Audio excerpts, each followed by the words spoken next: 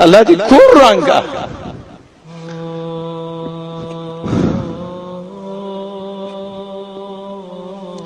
اے بدبخت قوم الله لعنت په تاسو وري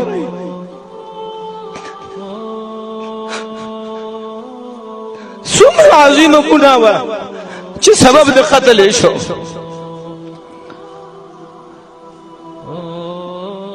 اول دین زده کوي بیا په عمل کوي سبحان الله الله اکبر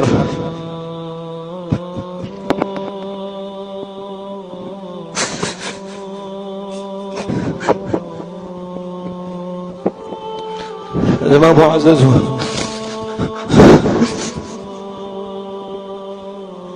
هغه ورځ چې مقبره کې یم یو مؤمن مسلمان ملګری اگر که تعبیر ښه وایي دي ظالمانو قرآن شریف ښه کوي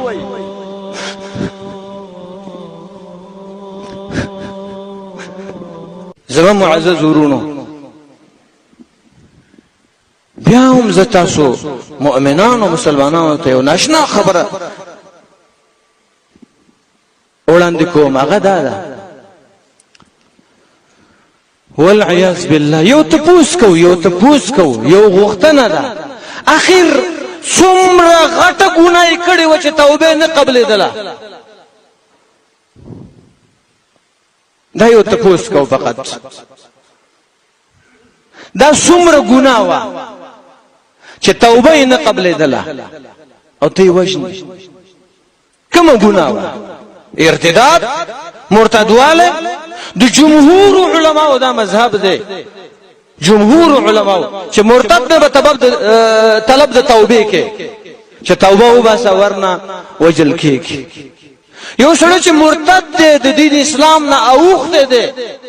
الله دې کنځلې کړې دي رسول الله دې کړې دي یو بله مسله کړې ده دین نه اوښتی دی نو راوبې نیسي توبه وباسه بیا د جمهورو مسلک دا دی 3 ورځې به دې طلب کې 3 ورځې چې توبه وباسه که توبه یې ونه سره وجل کېږي به سبحان الله ای ظالمه الله دې کور رنګه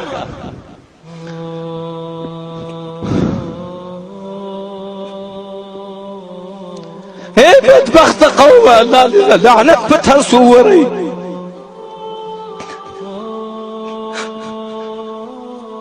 څومره عظیمه ګناه وه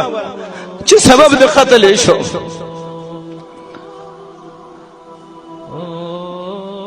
اول دین زده کوي بیا په عمل کوي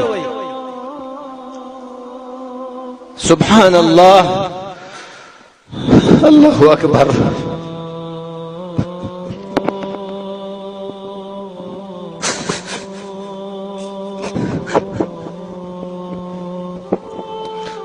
زما معزز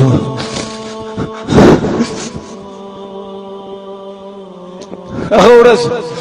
چې مقبره کې یم یو مؤمن مسلمان ملګری اگر که تعبیر ښه نه وایي دي ظالمانو قرآن شریف ښه کوي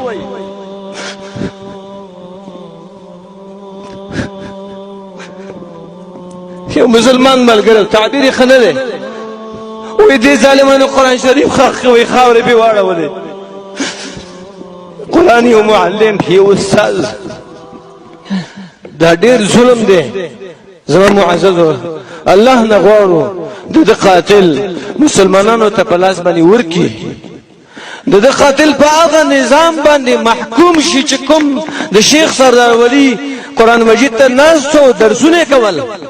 په دغه قرآن باید محکوم شي په هغه حدیثو محکوم شي الله دې وشرموي الله دې رسوا کړي الله دې ذلیله کړي هر کوئی د دنیا کې چې په مسلمانانو ظلم کیږي الله دې برحم وکړي الله دې ټول مسلمانانو ته صبر او د حوصلې توفیق ورکړي